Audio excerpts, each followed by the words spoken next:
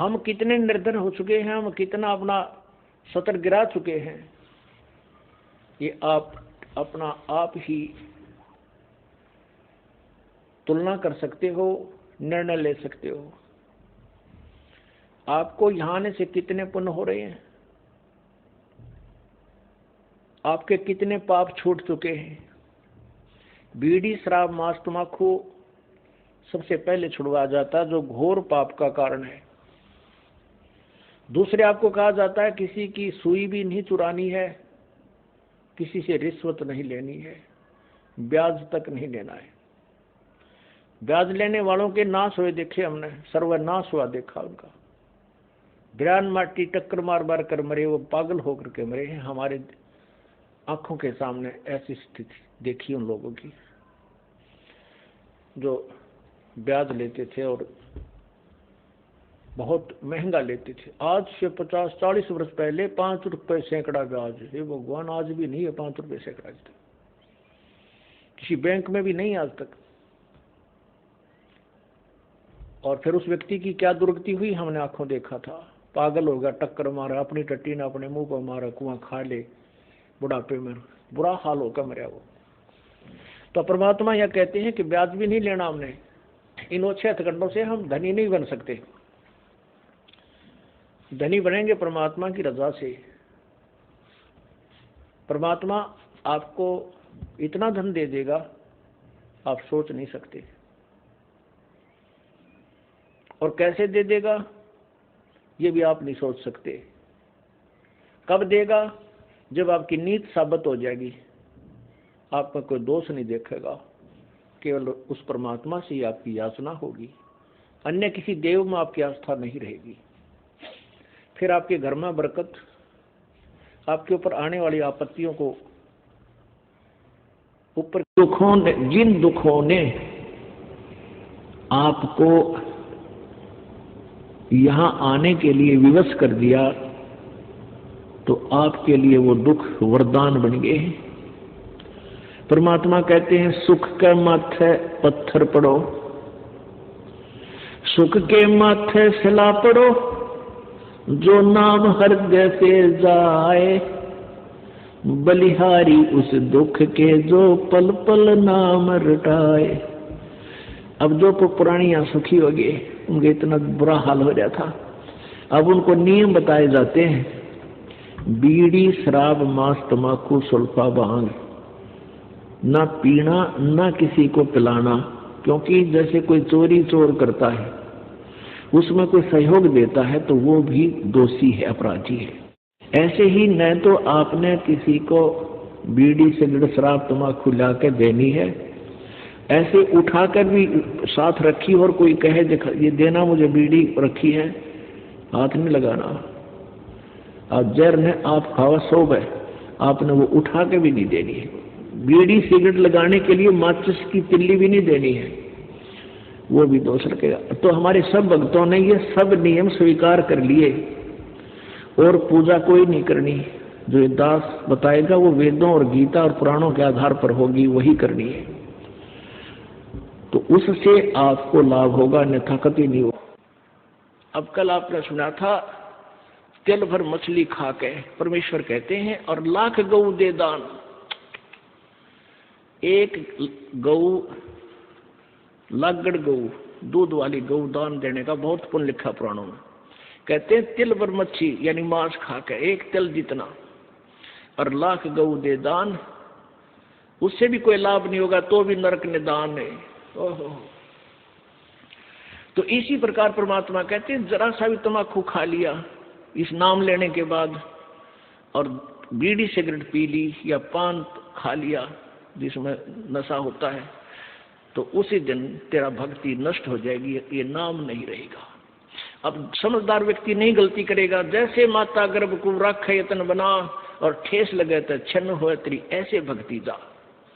किसी बहन को 5, 7, 10 वर्ष में कोई गर्भ रहा हो, फिर वो रात में भी दुखी रहती है, चिंतित रहती है। जब वो करवट लेती है तो भी एकदम उठ के बैठ जाती है, कहीं मेरे बच्चे पर दबाव तो नहीं पड़ गया और ये खराब तो ना हो गया है, भगवान मेरा गर्भ खराब ना हो जाए। तो वो फिर उसको प्रफुल्लित कर लेती है, फिर वो बालक, वो लाल उसको प्राप्त होता है। ऐसे ही ये भक्ति है, इसको इतने जतन से रखना पड़ेगा आपने, यदि परमात्मा चाहते हो ना, यह आने की कोई आवश्यकता नहीं, क्यों डरे ढो खाम का। और आज देखना कुछ दिनों के अंदर ये समाज सुधरेगा, आपकी हर इच्छा परमात्मा पूरी करेगा, घर का दुख मिटेगा, शरीर का कष्ट मिटेगा, जो लाखों रुपए से बिना मिटना था। तो फिर आपको कितनी शांति और कितनी खुशी होगी और कितनी उमंग से आप आओगे। पहले वो बीमारी पर पैसा लगाते थे, फिर दान में खर्चोगे और दान से आपको पुण्य होगा। कहते हैं धर्म तो दसके नहीं दसके तीनों लोग, और खैर आए तुम्हें खैर है कीजिए तुम भोग। ये कितनी आवश्यक है और कितनी अनावश्यक है।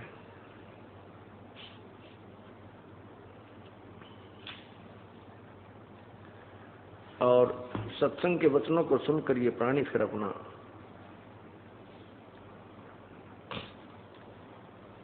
जीवन बदल लेता है, अपनी प्रक्रियाओं में परिवर्तन कर लेता है। और इतना ही काम है, जो बुराइयां हम कर रहे थे उनको त्याग देना है, और जो प्रभु के दिए हुए नियम हैं, परमात्मा का जो संविधान है, उसको स्वीकार कर लेना है। हम संविधान तोड़कर अपराधी बन जाते हैं, संविधान नहीं तोड़ेंगे तो हम अपराधी नहीं बनते। संविधान कैसे कैसे टूटता है,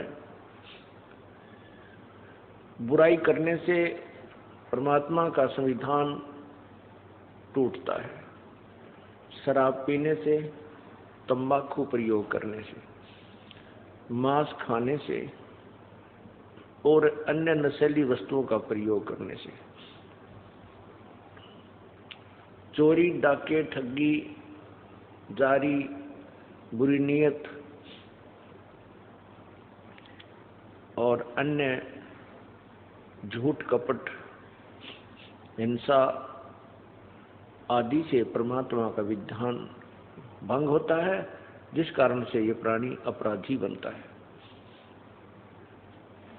फिर आध्यात्मिक मार्ग के अंदर संतों का एक विधान प्रभु का ही दिया हुआ अन्य है, जिसमें है कि शास्त्र अनुकूल साधनाएं करना, शास्त्र विधि को त्याग कर मनमानी पूजा करना भी अपराध है। शास्त्रों में जो लिखा है कि पूर्ण परमात्मा ही भक्ति योग्य है, उसी की साधना से जीव का कल्याण संभव है, उसको त्याग कर अन्य जो पूजाएं करते हैं वो मूर्ख लोग हैं। पवित्र गीता जी मैं आपको आज दिखाऊंगा, पढ़ के सुनाऊंगा उसको।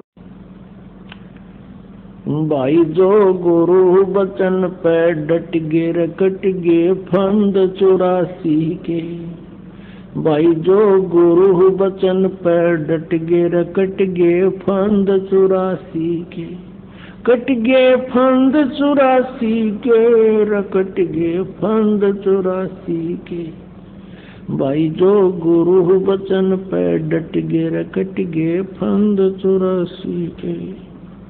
वस्तु मिली ठोड़ की ठोड़, मिट गई मन पापी की दौड़, वस्तु मिली ठोड़ की ठोड़, मिट गई मन पापी की दौड़, ये भरम मिटे मथुरा काशी के, भरम मिटे मथुरा काशी के, भाई जो गुरु बचन पे डट गे रकट गे फंद 84।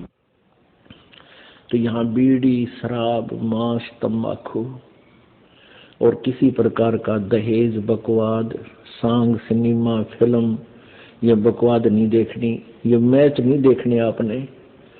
अब क्योंकि जब हम साधु हो जाएंगे, संत हो जाएंगे, जब हमने पता लग जाएगा कि देखा है कोई देखने की चीज है, ये ताश खेल रहे हैं, मार बेगम हर कभी लेना नहीं देना, तो मन में बकवाद चाहिए और सारा दिन सुबह से लेकर शाम तक लेट कर देखेंगे। और इसी तरह ये मैच, क्रिकेट के मैच 3-3 दिन आंख पाड़े बैठे रहे, क्या मतलब है इसका? अपनी भक्ति करे, मालिक ने याद करे, वह खेलने और हम देखा, जैसे मैं लड्डू खाऊं और तुम देखो, हो वो 2 खा गया, तुमने क्या बोला बोले आदमियों, तो ये बालक बुद्धि से हमने थोड़ा हटके चलना पड़ेगा। वो तो अपने पैसे कमाओ, करोड़पति हो गए हैं, अरे ये भोली आत्मा उड़ बैठे जो मतलब टीवियां पर बैठे रहे, काम भी छोड़ दे। तो ये सारी बीमारी इस आधुनिक उपकरण का दुरुपयोग से होगी। ये फिल्म बकवाद गढ़ दी सारी उल्टे सुलटे हैं। किसी ब्याह दिखाओ लड़की का एडवर्टाइजमेंट करो न, घोड़ा पर बाजा पर डीजे, वह बीमारी सारे समाज में ठोक दी। और हम इससे उल्टा हटाएंगे। भक्ति तभी तो रखना, अगर आपने जूते ही रखने हैं तो चाम के नहीं रखना, क्योंकि ये पशुओं को बेरहमी से मारा जाता है और उनसे काट कर ये चाम तैयार किया जाता है। पहले पुराने समय में जो चर्मकार यानी चमार जो जूते बनाते थे वो जीवित पशु को नहीं मारते थे। पशु मर जाते थे, उनकी खाल उतार करके अपनी मेहनत से उसको फिर जूता बनाने योग्य तैयार कर लेते थे। अब वर्तमान की तरह एक एक व्यक्ति 6-6 जोड़ी जूते नहीं रखता था। एक जूता जोड़ी, वह भी कति टूट ले लिप्तर बन ले, उसके फिर थेगड़ी लवाए जाते थे और पहनते रहते थे। अब वर्तमान में तो बहुत जुल्म हो रहा है। भैंसों को, काटड़ों को, गौओं को बढ़िया चाम बनाने के लिए एक ऐसा केमिकल प्रयोग करते हैं, जीवित को भूखा रखते हैं, प्यासा रखते हैं, ताकि वो मांस समाप्त होकर के और चाम में समा जाए। और उसके जीवित के ऊपर ही फिर कहते हैं बहुत जबरदस्त गर्म पानी डाल देते हैं, वो फूल जावे और वो पशु बहुत बुरी तरह चिल्ला रहा होता है। फिर उनको काट दिया जाता गर्दन से और फिर वो बढ़िया जूते बनाए जाते हैं। तो पुण्यात्मा, जिस दिन से इस दास को ये ज्ञान हुआ है चाम के जूते, चाम की बेल्ट उसी दिन से त्याग दी थी। ऐसे ही आप जी को चाहिए कि चाम प्रयोग ही करना बंद कर दो, फिर अपने आप इन जीवों की हिंसा बंद हो जाएगी। मांस खाना बंद कर दो, अपने आप सुधार होना शुरू हो जाएगा। ये बातें कहन सुन से नहीं, ये किसी तरीके से इनका अंत किया जा सकता है। आजकल और अन्य बहुत अच्छे पैक्सन वगैरह के जूते आते हैं, उनको पहन लीजिए। और जैसे मिलिट्री वगैरह में है, वो सरकारी मामला है, गवर्नमेंट का है, वहां आपको दोष नहीं है वो कैसे जूते पहनने को दे। प्राइवेट फिर आप वो नहीं पहनोगे, केवल ड्यूटी के समय वो पहन सकते हो, उसके बाद अपना दूसरे सिंपल चप्पल पहन लो, चाहे हवाई चप्पल, ये भी बढ़िया है। हमने अपने पापों के जो सोर्स हैं उनको खत्म करना है और जो पुण्य के सोर्स हैं उनको बढ़ाना है। परमात्मा कहते हैं, जा दिन सतगुरु भेटियो वो दिन लेखे जान, बाकी समय गंवा दिया बिना गुरु के नाम। परमात्मा बताते हैं कि जिस दिन आप जी को पूर्ण संत से उपदेश प्राप्त हुआ, आपका वो जन्मदिन है, वो आपका हैप्पी बर्थडे है। बाकी जो हम पहले लोक वेद के आधार से बर्थडे मनाया करते थे, वो हमने अब नहीं मनाना। उसको हम खुद हैप्पी बर्थडे मानना हो तो बड़ा दुख था हमारे ऊपर, कैर टूटा, जन्म हुआ, ना जाने कितने कष्ट जीवन पर आवेंगे, कोई बच्चा हो गया तो मर जाएगा, कोई बचेगा ना बचे, कोई बीमारियां, 100 प्रकार की समस्याएं, दिन रात धक्के खाने। वो कौन सा जन्म था, वो कौन सा हैप्पी बर्थडे था? वो तो ब्रांड मार्टी डे था और उसने हम हैप्पी बर्थडे मनाया करते। अब जिस दिन आप जी को उपदेश मिला वो नोट कर ले, आपका वो हैप्पी बर्थडे है। और सौ याद रखे भगवान कैसे प्राप्त हुआ वो दिन जिस दिन आपकी शरण मिली मालिक। तो आज वो ये दिन जो है अमावस्या वाला, फाल्गुन के अमावस्या वाला दिन, ये वो हैप्पी डे है जो जिस दिन इस दास का उद्धार हुआ। गुरुदेव जी ने उपदेश बख्शीश किया। अब याद आती है उस दिन के महत्व की, आज याद आता उस दिन की महिमा। जे वो ना मिलता वो दिन, ये 17 फरवरी फाल्गुन अमावस्या सन 1988 को इस दास को उपदेश मिला था। आज 23 वर्ष का हो गया ये दास।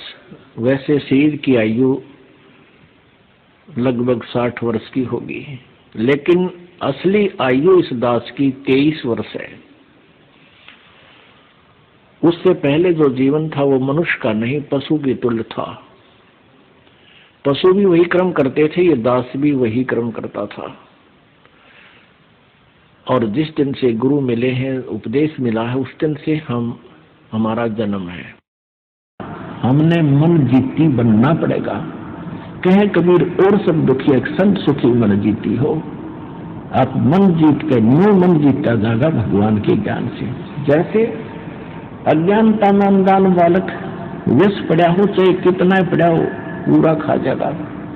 और जब उसको पता चल जाएगा विष का एक कण कण भी कहीं गिरा हो और ये पता हो कि विष है, उसको छुआ नहीं का, उसको तो मिट्टी में दबाओगा, नीचे कोई और भी ना खा ले।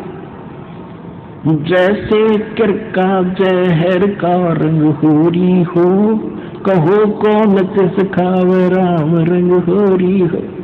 अब क्या बताना चाहते हो? तुम होरी माने खुशी मना रहे हो और करो खाओ जहर सारा दिन, दूसरों की बुरी सोचो, बुरी नीत रखो, रिश्वत लेते हो, फलान मिलावट करते हो, और तुम होरी मनाने की भी इंतजार कर रहे हो, खुशी भी की आशा करते हो। ये ऐसे आपके घर में होरी यानी खुशी नहीं हो सकती।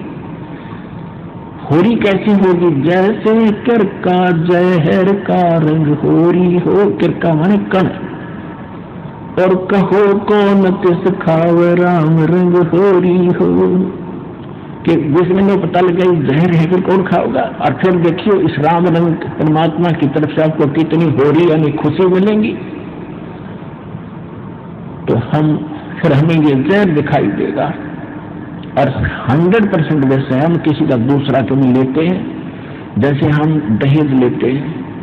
अब गरीब आदमी अपनी बेटी को ट्राई करने के लिए, सामने वाले उस भेड़िए का मुंह बंद करने के लिए जो कुछ भी करना पड़े, बेटी पढ़ाई करनी है, ऐसी समस्या उसके सामने होती है। और वो विष खा रहा, उसको पता नहीं, और वो दुख पाकर अपना मोस के कहीं से कर्जा उठा कर बेटी पढ़ाई करता है। अब हमने ये प्रतिज्ञा करनी है कि ना दहेज लेंगे, ना देंगे, चाहे ब्याह हो चाहे ना हो। और तो कैसे ना होगा? वाह भैया, भगवान ने संस्कार दो रखा, उसने मिटा कौन देगा? वो तो जबरदस्ती होगा, ना चाहते हुए भी होगा। ये तो हम बकवाद करते हैं, सर्किट पैसे वालों ने शुरू की थी, मायाधारी मस्करों ने, और मीडियम सत्र के गरीब व्यक्ति तो बेमतलब उस परंपरा में पीछे जाते हैं। तो हमने ये नहीं करना है, क्योंकि ये फिर हमें देना पड़ेगा अगले जन्म में। तो हम ये संस्कार घटाएंगे बढ़ाएंगे नहीं। ये जो भक्ति करनी है, नहीं तो वो करोगे, तुमने कर रहे हो, करीब हो गया। फिर भक्ति और मोक्ष की इंतजार मत करिए, मर्यादा भंग करके चलोगे तो मर्यादा में रहो। आप भी सुखी, आपके बच्चे भी सुखी, आपकी बेटी भी सुखी रहेगी, क्योंकि आप उसको भगवान से जोड़ दो। जो भगवान साथ होगा तो उसकी कमी किस चीज की रह जाएगी? फिर नित्य भक्ति सच्चे मन पे करेगी, लगन से रहेगी, मर्यादा में रहेगी, अगले कुल को भी सुधार देगी हमारी बेटी। जाकर के उनको विवश होना पड़ेगा उसकी साधना को और उसकी नेचर को देख करके। तो इसी प्रकार ये प्रचार होगा। अब क्या बताया इसमें कि शब्द महल में सिद्धि 24 और हंस बिछोड़े विश्व बीसा। या सिद्धि अनजान व्यक्ति का हाथ लागी तो इस जीव को भगवान से दूर करेगी। और जब आप, और इस शब्द महल में, इस मंत्र में आप में 24 सिद्धि आ जाएंगी, लेकिन इनका दुरुपयोग शुरू कर दिया तो आपका पंचर हो जाएगा, आपकी पूंजी खत्म हो जाएगी, यहीं रह जाओगे। ना किसी को दुआ दो, ना किसी को बद दुआ दो, ना किसी को आशीर्वाद दो, किसी के सिर पे हाथ ना रखना, आशीर्वाद भरा। वैसे किसी के सिर में कष्ट है, मालिश कर दो खूब, कोई बात नहीं। और एक अपने पर गुरुदेव और भगवान के अतिरिक्त किसी के चरण नहीं छूना। वैसे कोई बुढ़ा बुजुर्ग बीमार बालक के पैर दुखे, खूब दबाओ, मालिश करो, वो चीज अलग है। उस भाव से नहीं, एक पूज्य भाव से नहीं, सत्कार करो, खूब नमस्कार करो, कति नतमस्तक होकर प्रणाम करो सबको, ये सत्कार है। और चरण छूना ये पूजा माता है। तो पूजा केवल एक भगवान और उसके स्वरूप यानी गुरु के अतिरिक्त हम नहीं करेंगे। तो ये कुछ मर्यादा है जो समाज से हमारी हटकर होती है। तो हमने समाज के अनुसार नहीं चलेंगे, चाहे हमने वो दुख वो परेशान हो, प्रसन्न हो या ना हो, हमने परमात्मा को प्रसन्न रखना है, हमने राम राज्य करना है, भगवान खुद खुश करना है। और जिन बातों से गुरु दुख पावे, तीन बातों को दूर भगावे, तब हंसा सतलोक जावे। तो इस तरह की कुछ है, ना किसी को बद्दुआ देना, ये भी हमारी हानि होती है, और ना किसी को दुआ देना, किसी को आशीर्वाद भी नहीं देना, तेरा न्यू हो जाएगा, फलाना हो जाएगा, ठीक हो जाएगा, ऐसा खुश रहो, ये नहीं बोलना।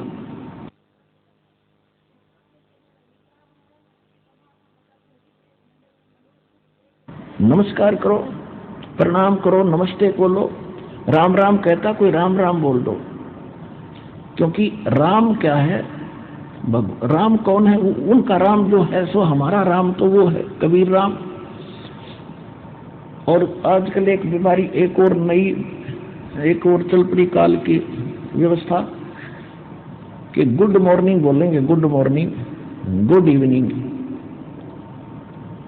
बता, ये नहीं बोलना हमने, ना गुड इवनिंग कहना, ना गुड मॉर्निंग और ना गुड आफ्टरनून। हम या तो सिंपल कह दो, वो कहता गुड मॉर्निंग, वो कह दो जी मॉर्निंग मॉर्निंग, और या बोल दो गॉड मॉर्निंग, गुड छोड़ के गॉड बोल दो, God morning, God morning.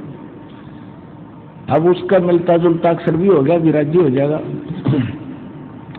God morning, God अभ्यास बना लो अपना ये, God morning, God afternoon, God night, यानी गॉड गिवन है ये समय। सुबह भी उसकी दया से हुई है और दोपहर तक भी हम उसकी रजा से पहुंचे हैं, और शाम हुई है तो भी गॉड मॉर्निंग, गॉड इवनिंग, भगवान की दी हुई शाम है।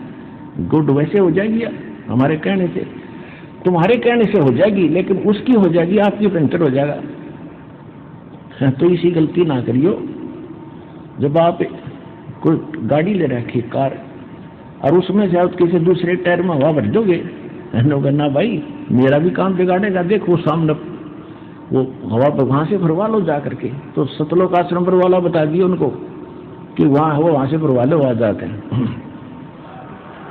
सर्व सोने की लंका होती रावण से रणधीरम, और एक पलक में राज विराजी जन के पड़े जंजीरम। इसे मोटे उदाहरण दे रखे भगवान ने। जब ये आत्मा थोड़ी सी भी चेष्टा करे, इसके ऊपर ये भांग का नशा, इस माया का नशा हो रहा है, ये तुरंत उतर जावे। परमात्मा कहते हैं कबीर ये माया अटपटी सब गट आन अड़ी, और किस किस ने समझाऊं या कुएं भांग पड़ी। इस काल ने पूरे अपने लोक में या भांग डाल रखी माया की। माया माया चाहिए और कुछ नहीं दिखाई देता, क्योंकि एक दूसरे ने देखा देखी। किसी के पास अच्छा पैसा हो गया, उसने लड़की ब्याई, कर दिया नरा ड्रामा, वो चीज दे दी, फलाना दे दिया, दकड़ी आइटम दे दी। अब गरीब व्यक्ति की बेटी भी वहां देख रही होती है, और वो घर आकर कहती है कि माँ उस लड़की के पिता ने उसको ये कार दे दी, फलाना दे दिया, न्यू दे दिया। अब माता पिता समझ जाते हैं कि बेटी की इच्छा बन गई। तो वो गरीब आदमी उन दुष्टों के कारण, मायाधारियों के कारण फिर दुखी होना पड़ा उसने। वो किसी से कर्जा ले, वो बेचारा न सोचे बेटी दुखी ना हो जाए, इसकी आत्मा दुख ना पावे, यानी गणा नहीं तो कुछ एक आइटम अवश्य देता है। फिर यह परंपरा बन गई। पहले क्या था, एक साइकिल भी देनी है, अगलियां की 40 चील देनी है, पछलियां की 25 देनी है। वो किसा कपड़ा घटिया घटिया सा लाकर वो आइटम पूरे करा करते, वो कितना काम आन के कोई ना, वहां से लेकर आगे धर दी, अगला नागे दे दिए, उन और आगे धर दिए। वो गले जाया करते उन ट्रंका में, उन्हें कोई प्रयोग नहीं किया करता, सिर्फ पैसा बर्बाद करने का उद्देश्य था। तो अब हम इस ज्ञान से परिचित हो जाएंगे कि हम इन पाखंडों में नहीं बढ़ेंगे। तो इस माया की चकाचौंध में हम नो दुखी हो गए आधे से ज्यादा, तो अब हम दोबारा सेट हो जाएंगे। परमात्मा क्या बताते हैं, घरते 3.5 हाथ गणाते 3.25 है। और कह कबीर इससे अधिक जो चाहे उसको नहीं, ताको नहीं विचार, वो तो नालायक आदमी है। तो इस प्रकार हमने इस शिक्षा से जो ग्रहण किया है, परमात्मा को समझेंगे, हमारा यही उद्देश्य था। तो सदग्रंथों को हम पहचान कर अब परमात्मा को पहचानेंगे। कबीर ये माया अटपटी सब घटा नड़ी, और किस किस ने समझाऊं या कुआ बांध पड़ी। अब जैसे इस दास ने आपसे प्रार्थना की बार बार कि भाई आज हम इस गलत परंपराओं को भी ठीक करना चाहते हैं, इसमें इस दास का सहयोग दो। भक्ति तो हम करेंगे ही करेंगे।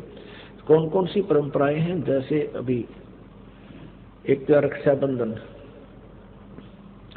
एक ये त्योहार आते हैं, इनको पटाखे बजाओ, बेगन तार दें, निरा प्रदूषण फैला देते हैं, किसी की आंख फूट जाए, किसी का हाथ कट गया, किसी का छोर माग लाग गई, सारा जल गया, कितना को बदमपा दे लिया। तो इस तरह की जो हम करते हैं इसको हमने बंद करना है। अब जैसे सिद्धि और कोथली युग के फंड है, विचार करके देखो।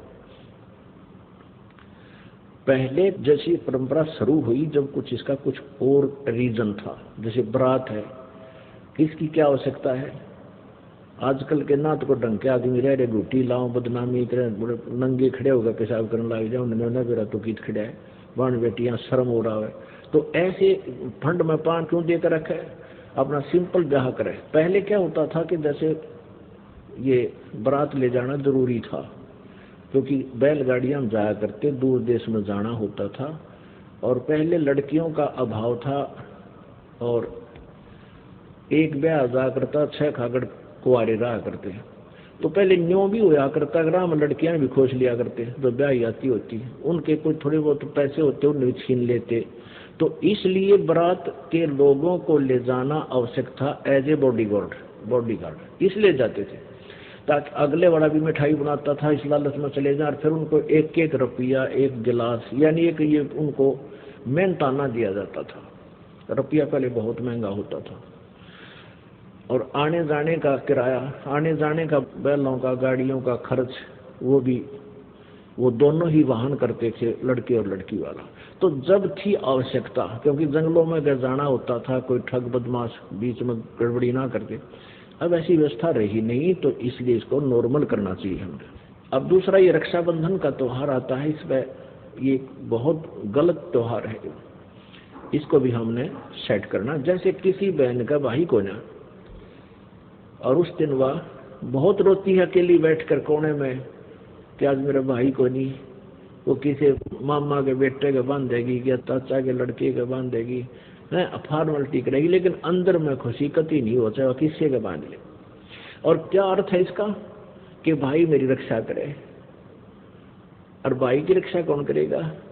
एक बहन बता रही थी कि इसने नाम लिया उस बेटी ने, वैसे तो कई ऐसे उदाहरण हो चुके हैं कि मैं ऐसी रक्षाबंधन पर घर गई, और वहां गई तो इंतजार कर रही थी भाई आने वाला है। घर पहुंच गई मैं, भाई कहीं बाहर गया था काम, तो बस आएगा अपने भाई का राखी बांधूंगी। थोड़ी देर में भाई की लाश आई मेरे पास, उसका शव आया, मृत्यु होगी एक्सीडेंट में। अब टक्कर मार कर हो रही है, इकलौता भाई था। अब वो भाई अपनी ही रक्षा नहीं कर सका तो बहन की कैसे कर देगा। तो हम क्यों ना सारे ही अपने परमात्मा का राखी बांधा, जो सबका रक्षक है। तो ये परंपरा व्यर्थ की है, फदड़ फदड़ भागे जाओ, उधर से उधर जाओ, फिर वही दहेज वाला रौला, राखी बांधने जा, कोई 5,000 दे, कोई 500 दे बेबे को, यानी वो मुंह की तरफ ताके। तो इस तरह जो हम कर्जा बढ़ा रहे हैं एक दूसरे के ऊपर अपना, तो ये भक्ति मार्ग वालों के लिए विशेषकर प्रार्थना है। इस तरह की आडंबरों को हमने समाप्त भी करना है, क्योंकि हमने नहीं अपनाना, कोई ना मानता वो करने वाले करते रहेंगे, उनके लिए हमारा कोई। क्योंकि जो स्कूल में बालक आता है, जो विद्यालय में प्रवेश लेता है, उसके लिए आदेश होते हैं अध्यापक के मर्यादा में रहने के, जो हॉस्पिटल में जो किसी डॉक्टर के अंडर ट्रीटमेंट है उसके लिए परहेज बताए जाते हैं, तो वो परहेज उस मरीज को मानने पड़ेंगे। और जिसने मरना हो मरो, तोड़ो परहेज, करते रहो, फिर उसका लाभ कुछ नहीं होगा। ऐसे ये बहुत परंपरा है। अब जिनका भाई नहीं है उन बहनों के, उनकी भी यही दशा होती है। और इसमें एक लालच अहम होता है। पहले भी भाई वो ही था जो कभी कभी जाता था अपनी बहन का, कोई ऐसी बात नहीं थी, भाई बहन की तरह आते जाते थे। और उस दिन विशेष ड्रामा करेंगे, नौक भाई थोड़ा सा राजी होकर सरेआम खड़ा होकर नो पैसे गणे दे दे, यानी पड़ोसन आदि के कहने से वो एक पाटड़ा उसका पटड़ा लगाएंगे, फिर उसकी आरती उतारेंगे, फिर तिलक लावेंगे, उसका टीका करेंगे। तो ये भक्ति मार्ग में ये नहीं चलेगा, क्योंकि हमने केवल एक मालिक की पूजा करनी है, किसी अन्य की नहीं। और अपनी पूजा भी नहीं करवानी है, क्योंकि हम फिर भक्तिहीन हो जाएंगे। इसलिए जैसे हम पहले भाई बहन थे, उस जिस दिन वो ब्याह है बहन का, बेटा लड़के या लड़की का, आप जा सकते हैं, सहयोग कराओ। कई दिन पहले चले जाओ, अगर टाइम है तेरे पास तो एक दो दिन पहले जाओ, बहन का सारा काम करवाओ, आगे लाकर मदद करवाओ। और मान लीजिए कोई पैसे की आवश्यकता है तो बहन को पैसा दो, 10-20 हजार की आवश्यकता उसको दे दो, एज ए लोन दो, क्योंकि उस पर कर्जा ना बनेगा। फिर बहन धीरे धीरे उस पैसे को, मान ले जिसके पास ब्याह के पैसे नहीं है, ऐसे मदद करनी चाहिए हमें। और आप जी से बार बार प्रार्थना करते हैं, क्योंकि इस दास को एक सबसे बड़ी समस्या ये आ रही है कि हम इतना लंबा चौड़ा कोर्स है, जो 1 साल में भी पूरा नहीं होता, जो सत्संग विचार दास सुनाते। तो इसमें बीच बीच में सदग्रंथों के जो बड़े प्रकरण आ जाते हैं, तो इस तरह के जो ज्ञान है, जो छोटी मोटी जो ये परंपराओं के बारे में जानकारी बार बार नहीं दे पाता। तो इस तरह आप जी का फर्ज बनता है एक दूसरे को समझाए, भाई ऐसे ऐसे कहानी है और हमने इससे वापस हटना है। तो कहने का भाव यह कि हमने ब्याज भी नहीं लेना किसी से, वो काफर जो ऋण हत्या रखे, तो ब्याज हमने नहीं लेना किसी से। और मान लीजिए आपने आवश्यकता पड़ती है तो आप ब्याज दे सकते हैं, क्योंकि जब तक समाज में पूरा सुधार नहीं आएगा तब तक आपको आवश्यकता पड़ सकती है। आप कबीर साहब कहते हैं, कबीर आप ठगाइए और न ठगिए कोई, आप ठगाएं सुख होता है और ठगे दुख है। अगर आप किसी से ब्याज के पैसे लोगे आपको हानि होगी, क्योंकि आप अंडर ट्रीटमेंट हैं। ये वचन है गुरु जी का, क्योंकि गुरु मर्यादा में गुरु वचन बहुत आवश्यक होता मानना। आपने ब्याज नहीं लेना, आप मदद करना चाहते हो किसी गरीब की, आप वैसे करो, फ्री दे दो कि भाई तेरे मेरे पैसे दे देना, और ये एज ए लोन में वैसे दे रहा हूँ। मदद करनी चाहिए, ये नहीं सोचना कि ये लालच में तो हम दे देते थे ब्याज पे, आप किसी की मदद नहीं करें, अवश्य करना। आपके पैसे नहीं मर सकते, ये गारंटी देता है दास, चाहे 10 दिन आगे पाछे होंगे। और परमात्मा भी आपका प्रसन्न रहेगा, आपकी मौज कर देगा, आपको इतना संतोष देगा भगवान, क्योंकि परमात्मा जो प्रसन्न हो जाता है इतनी बरकत कर देता है घर में, आप सोच भी नहीं सकते कहाँ से आ रहा है ये पैसा, कैसे बरकत हो रही है। इसलिए भगवान की तलाश किया करते। और ये तो अच्छे हथकंडे अपना कर हम धनी होना चाहो, उन्हें तो दुनिया लाग रही है फिर, और कोई धनी हुआ दिखता ना। और इससे आप इतने धनी हो जाओगे आप सोच भी नहीं सकते। तो इस प्रकार हमने इन त्रुटियों से भी बचना है। प्रसंग जो चल रहा है उसी पर आते हैं। अब हम देखा करते थे जब दास गांव गांव में जाकर के पाठ किया करते 3 दिन, पहले दिन चले जाते थे, अगले दिन प्रकाश करते थे, और तीसरे दिन चौथे दिन हम वापस चल पड़ते थे दोपहर को भोग लगा के। तो हमने कई इतने पाठ रखे गए हमारे पास कि जैसे ये होली आती है ना, होली, और फिर अगले दिन वो डंडम डंडा लट्ठम लट्ठा खेल लग रहा है, वो फाग, वो भी आता। तो हम सत्संग करने जाते थे, पाठ करने जाते थे, तो हम तो कर रहे होते पाठ, हमारे साथ 5-7 भक्त भी जाते थे, घर के परिवार के सदस्य भी वहाँ के होते थे। तो बाकी देखा करते, हम तो अपने दरवाजा बंद करके बैठ जाते अंदर कमरे में, बाहर नहीं निकलते थे। और बाहर देखा है उद मस्त आ रहे हैं, देर रंग पर रंगे रंग, किसी का मुंह का गुलेला, बांदर कैसे मुंह करे हंडा, सारे लाल लाल है, कोई गायरा में पड़ा है, कोई कीचड़ में, कोई दारू पी रहा है, इतनी विरानमाटी आराम बैठ कर भजन करें, परमात्मा के गुणगान करा। तो उस दौरान जो इस तरह की ये परंपरा चल रही है, अन्य लोग नहीं मान रहे हैं, वो करते रहेंगे, लेकिन आप जी उससे बचो, अपने बच्चों को भी बचावे। उसमें से सारे को बच सीखता है इंसान। तो इस प्रकार हमने इन परंपराओं से बचना है। ना कोई पटाखे ये बजाते हैं ना, पटाखे बम वगैरह, ये बिल्कुल नहीं बजाने, बच्चों को मना कर देना, गुरुजी का आदेश है, हमारा नाम खंड हो जाएगा। क्योंकि परमात्मा हमें बार बार बताते हैं और संत भी बताते हैं, जो परमात्मा कबीर जी से, परमेश्वर जी से परिचित हुए। और ब्याह शादी के अंदर भी हमने नाचना गाना बिल्कुल नहीं, सिंपल मैरिज करो। दो बच्चों का सहयोग जोड़ना है, वो जोड़ते भगवान ने रखा, पहले उनके संस्कार में मिला रखे। हमने तो ये ड्रामाबाजी करनी है, ये बेमतलब की नहीं करनी चाहिए। स्वाभाविक करो, 5-10 आदमी इकट्ठे हों और परमात्मा का ये रामायणी है गरीबदास साहिब जी की, असुर निकंदन रामायणी, इसका पाठ कर दे, दोनों बच्चों को बैठाकर 10-5 वक्त आ जाए, उनको खाना खिला दे। तो इससे इतनी अमर वाणी है परमात्मा की, सभी देवी देवताओं का सत्कार, सभी का वहां पर उपस्थिति हो जाती है और वो सदा बच्चे सुखी रहेंगे, क्योंकि उनके पास फिर नाम भी साथ होगा। तो संयोग तो मालिक ने जोड़ रखा है, इस काल ने हमें मूर्ख बना रखा है। ये पैसे के मायाधारी लोग मस्करे, ये फिर ड्रामा बना देते हैं, नाचे गाँव डीजे लाओ, छोरी भी नाचे, सरेआम ड्रामा काटे, इस तरह के वो ये शर्मबाजी कपी संसार की। तो इस प्रकार हमने इसको रिसेट करना है, हमें भगत बन के रहना है। तो क्या बताते हैं, जैसे बहुत से, एक बार देखा, एक समाचार पत्र में पढ़ा और एक हमारे मित्र कह रहा था, मेरे पड़ोस में ऐसी ही घटना घटी। पहले दिन, जैसे पहले दिन लड़के वाले के घर पे खूब जश्न मनाए जाते हैं, डीजे बाजे, नाचे कूदे, बाण बेटियां सारे बुरी तरह, उनका फोटो ले रखा था। और अगले दिन बारात चली शादी करने के लिए, कलानौर के पास एक्सीडेंट में और 4 व्हीलर टकराएगा, जिसमें 8-10 व्यक्ति मर गए। 4 व्हीलर से वह कार टकरा गई, जिसमें दुल्हा बैठा था, जो शादी करने जा रहा था, वो मर गया। और अगले दिन दोनों फोटो साथ साथ दे रखे थे, टक्कर मार रहे, बाल पाट रही वो बहन बेटियां जो पहले दिन नाचे थी, फंड कर रही थी, अरे टक्कर मार रही है। तो इसी प्रकार संत और परमात्मा से परिचित महापुरुषों ने एक ही बात कही है। एक बार नानक साहिब जी से कहा कि प्रभु, हे भगवान, आप कभी हमें खुशी नजर नहीं आती, ना इन त्योहारों के अंदर आप कभी सहयोग में शामिल होते हो।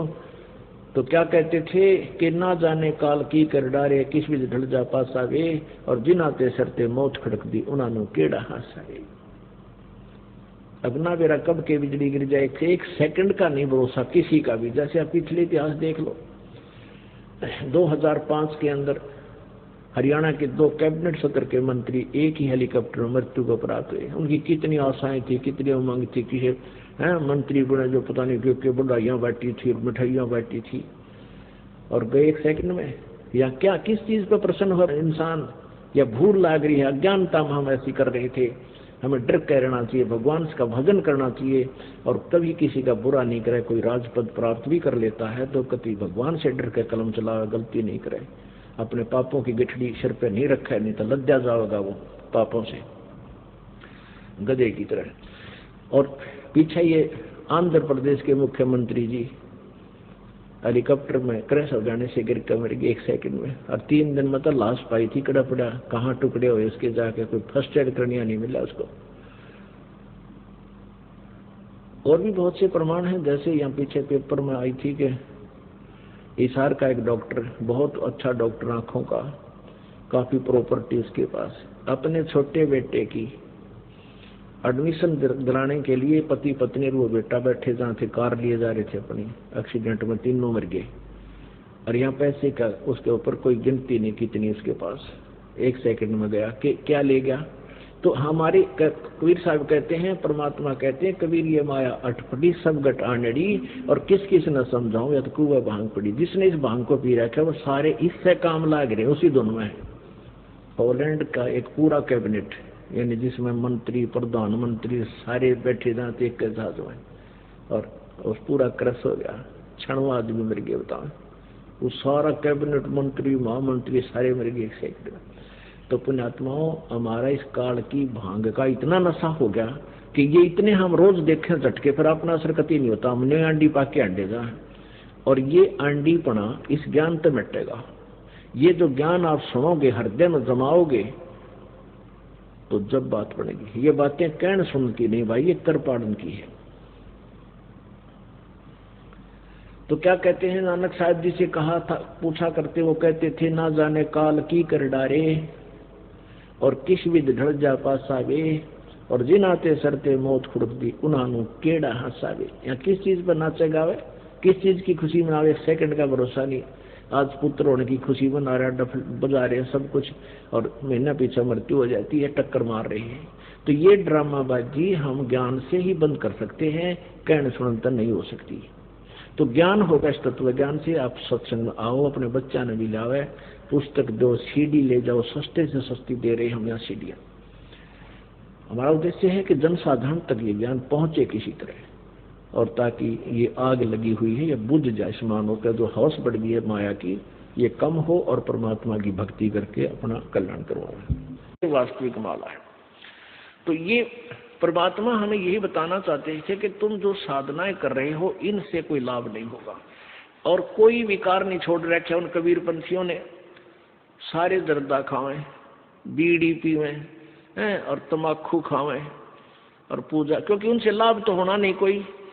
अब जैसे ये दास इस हरियाणा में यही इसी तरह के तम्बाकू और शराब यहाँ भी 1 नंबर पर है, खूब पीवे हैं, तम्बाकू भी खाते हैं। लेकिन जब इन बच्चों को, परमात्मा की प्यारी आत्माओं को ये ज्ञान होगा कि बुराई है और हमारे बंधन का कारण है, तो तुरंत छोड़ देंगे। देखा देखी बुराई लगाई है, वो पी रहा है मैं भी पी लूं, ले पी ले। वो पीने वाला, एक पीने वाला 200 ने आदत खराब करेगा।